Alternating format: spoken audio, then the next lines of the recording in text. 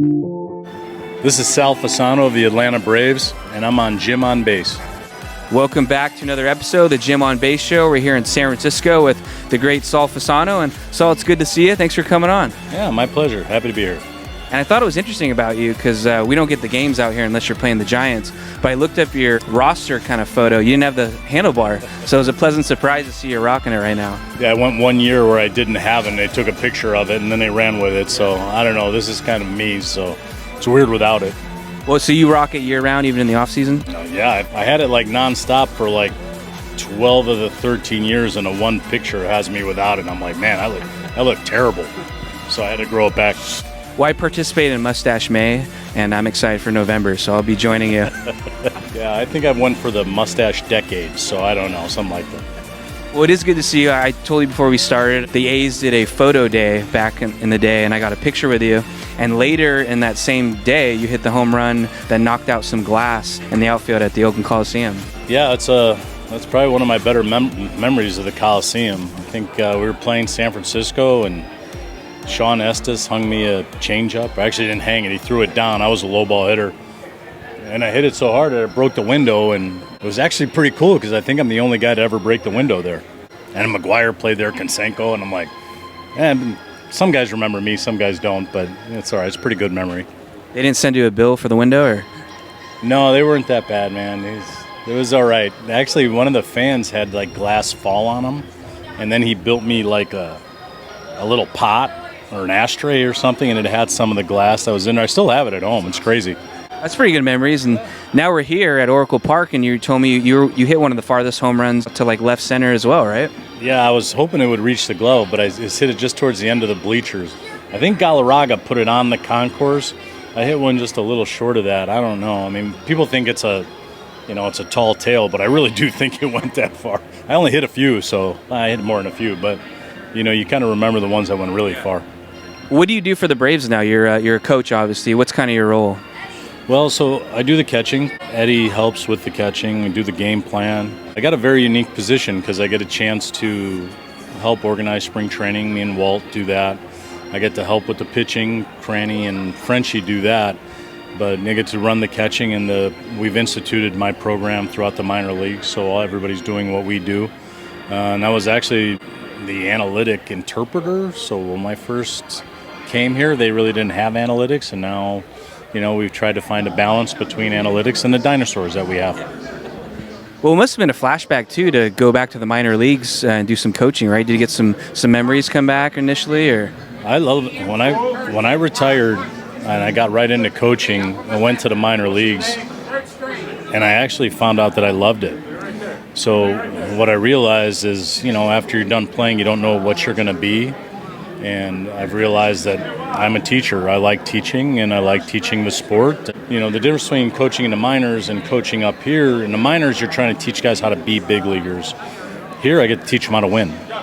So it's a different dynamic. It's one and the same sometimes, but there's a lot of lessons that you teach in the minors that up here, like, we've got to make sure that those other lessons are already established. Now we've got some new ones to try to do. That's some good stuff, and makes me wonder, too, then, who are you away from the game? Do you have any hobbies? Or I asked Eddie Perez about if he's into golf, so are you picking up golf like everyone else? Or?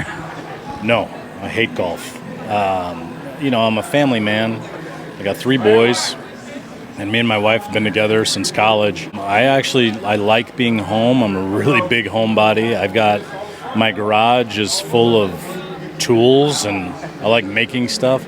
But I found a love. I actually like refurbishing old tools and turning them into new. So basically, I can take anything that's old, rusted, decrepit, and turn it into a useful, beautiful piece. It's almost kind of like being a coach, right? You kind of mold them into something nice. Yeah, basically, I actually like older players too, because a lot of people have quit on them, and there's always value in some older players, and that's kind of how I look at some of the great tools that we had. But I think you never really know what you have. Everything's always like a diamond in the rough, and with a little bit of work, you can make anything shine. Well, how old are your boys then? Are they into sports? Or are they doing other things now? No, they're not into sports. My oldest one, he's into cybersecurity, so hopefully he'll make more money than I ever did. My middle one just went to college. I don't know what he's going to be yet, but he's huge. He's about 6'6", 300 pounds. He's a big man. And then my youngest one's a sophomore in high school, so I don't know what he's going to do. He's just happy he's getting his license right now. So basically it's like just be a dad and see what happens. A lot of FaceTime then, huh? Yeah, girls FaceTime. Boys don't FaceTime as much. They'd rather throw a text my way. So it's a little bit different, but they FaceTime their mom. What do you remember about your call-up story or maybe your debut? Well, I had a pretty cool debut. I got a chance. I was with Kansas City. We're in Baltimore. Got a chance to meet the president, with Bill Clinton at the time. And my mom goes, because my parents are from Italy, the Italian prime minister was there. And I'm like, he was? She's like, did you get his autograph or did you talk to him? I'm like, no, Mom, I'm sorry. I completely forgot. I got so overwhelmed that I met the president that I didn't even notice that the Italian prime minister was there. But that day, it was a pretty terrible opening day. I went over 3 with 3 punch-outs. But I was involved in a triple play, so I was the catcher on a 5-4-3-2 double play. And I think I was like the first rookie in so many years to do that. And somebody was just involved in one the other day. So I was like, was one of my few claim to fames. That's pretty. I think it was the Devil Rays the other day, right? Maybe. I can't remember, and I just saw it because I was watching a clip of video. I'm like, oh my gosh, is that my name? They're like, why did you there? I'm like, oh. Do you have that on video somewhere? Or? No, man, it was the old days. It's like Betamax somewhere. Who knows? Well, you are from Illinois, right? So I was just curious, who are your favorite players and teams? And doesn't just have to be baseball. Well, obviously in Chicago. And that was a heyday for sports. The Bears were winning a Super Bowl in '85, my freshman year in high school. Obviously, Walter Payton lived like 20 minutes from me, so he was like, I still think he's the greatest football player to ever live.